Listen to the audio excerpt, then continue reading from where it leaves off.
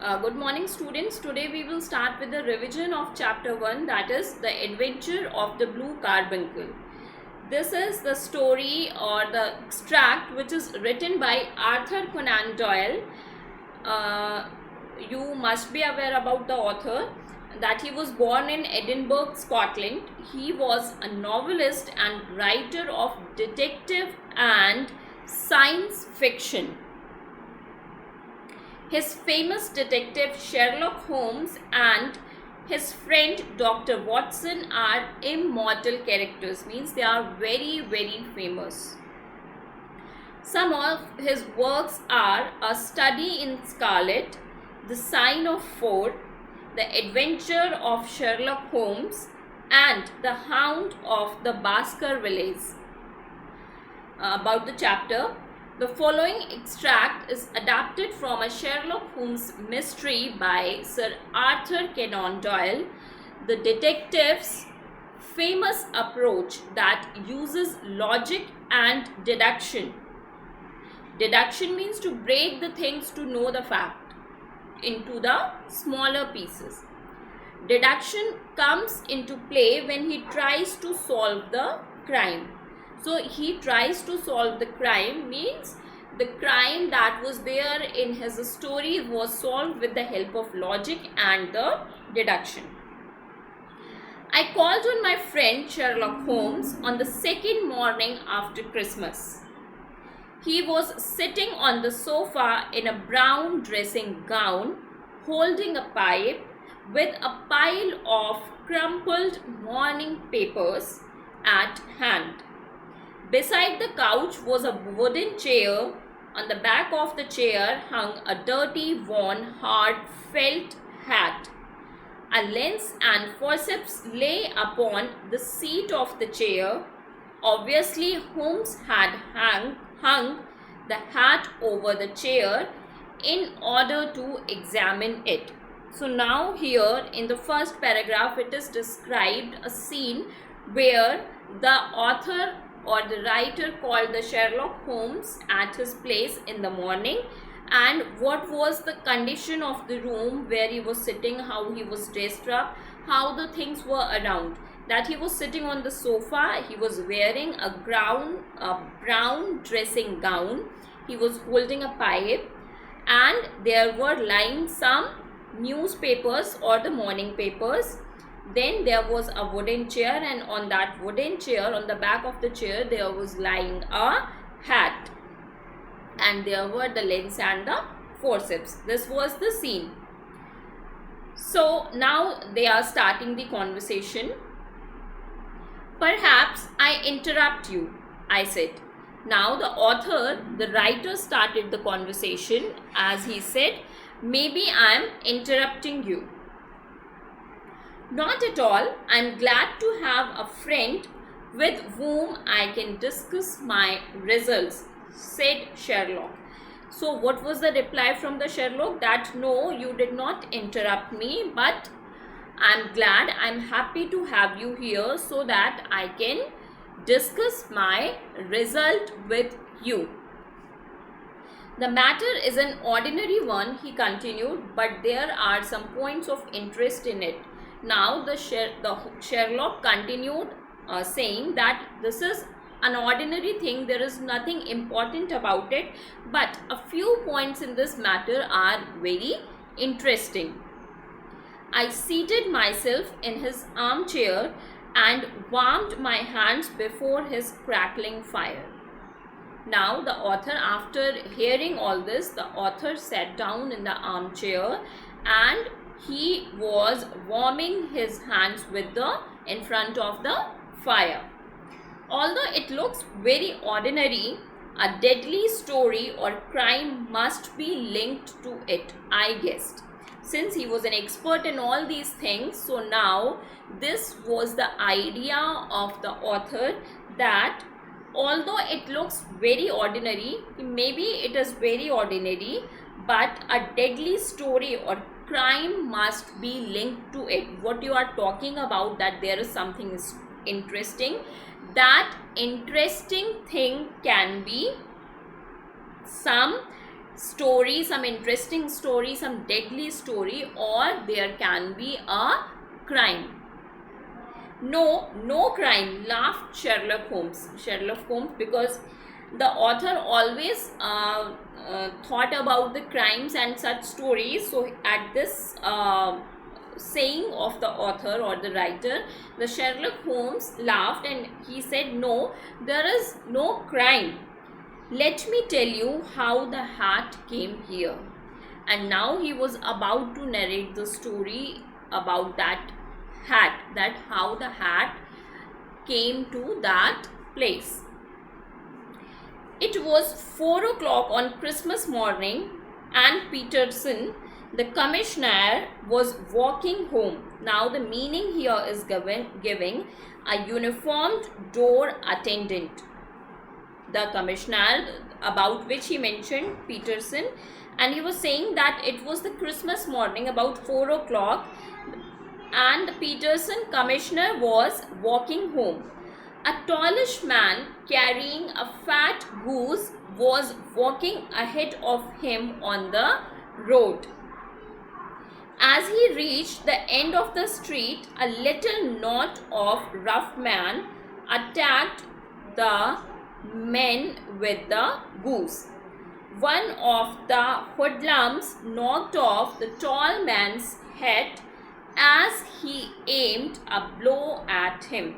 So what was the incident that that person was narrating? That a tall man was carrying a fat goose and walking ahead of him when he was going to his home, and as he approached to the end of the street, a little knot of rough men attacked the men with the goose. A little knot attacked the man who was carrying the goose, and one of the hoodlums knocked off the tall man's head as he aimed at blow him. So what came in between? The hat. The tall man raised his stick to defend himself and swinging it over his head.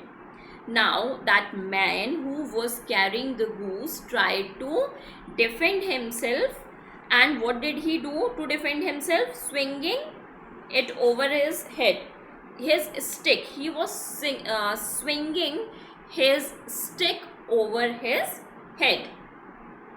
Smashed the shop window behind him, and within all these efforts, what happened? He smashed a window behind him. Peterson rushed forward to protect the victim, but the men, frightened by Peterson's uniform, took to his heels. Now the person who was behind that man, the commissioner at the place of the author, he ran to save that person, to help that person, but he was wearing a uniform, and because of that uniform, the man who was carrying the goose became frightened and he tried to escape. The roughs also ran away as Peterson approached.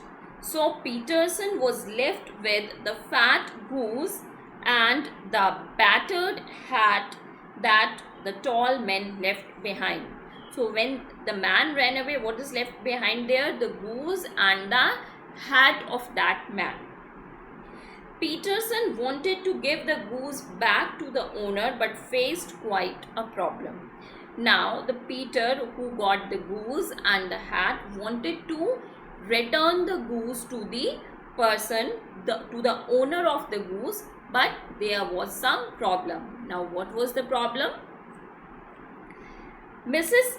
Henry Baker was printed on a small card that was tied to the goose's left leg.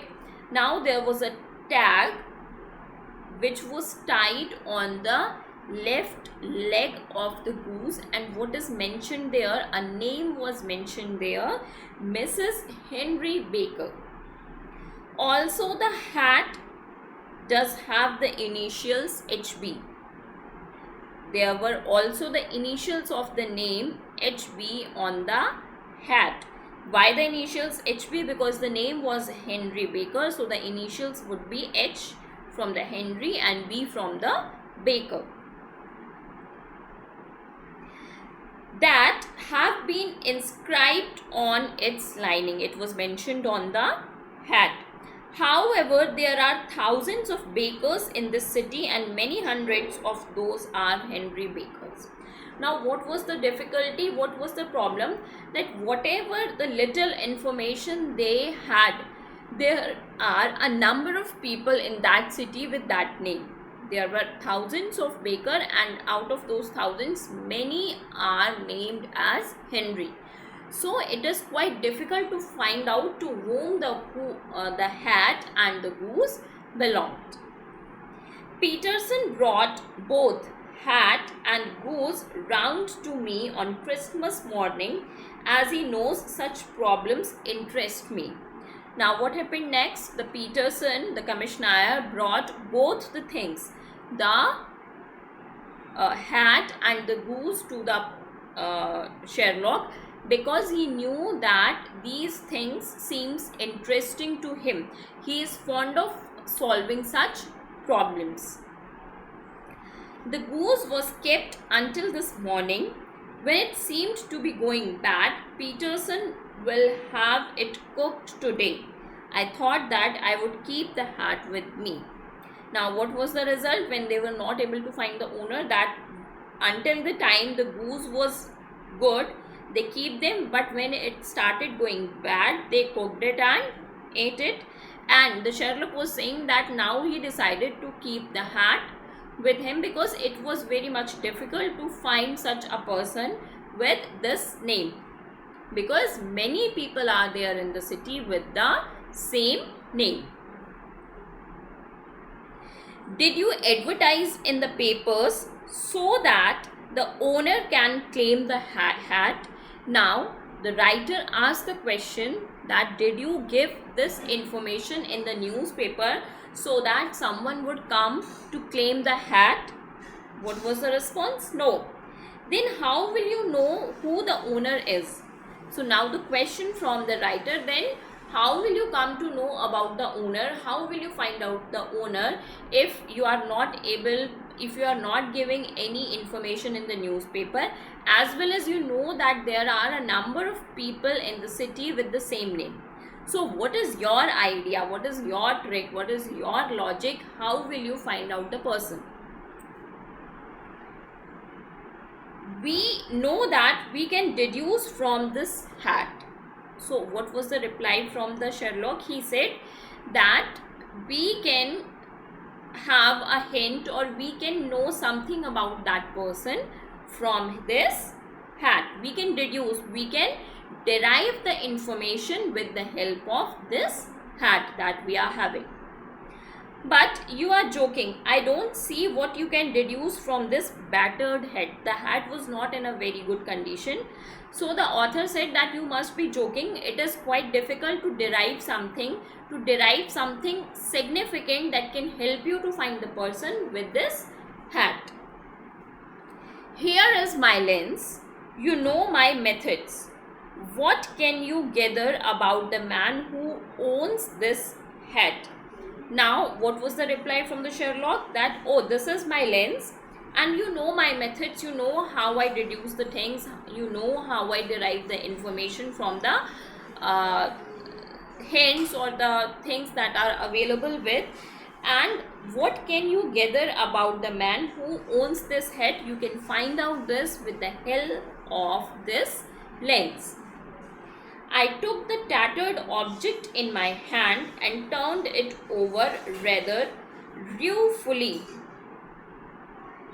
I took the tattered object. The tattered object means that hat which was not in a very good condition.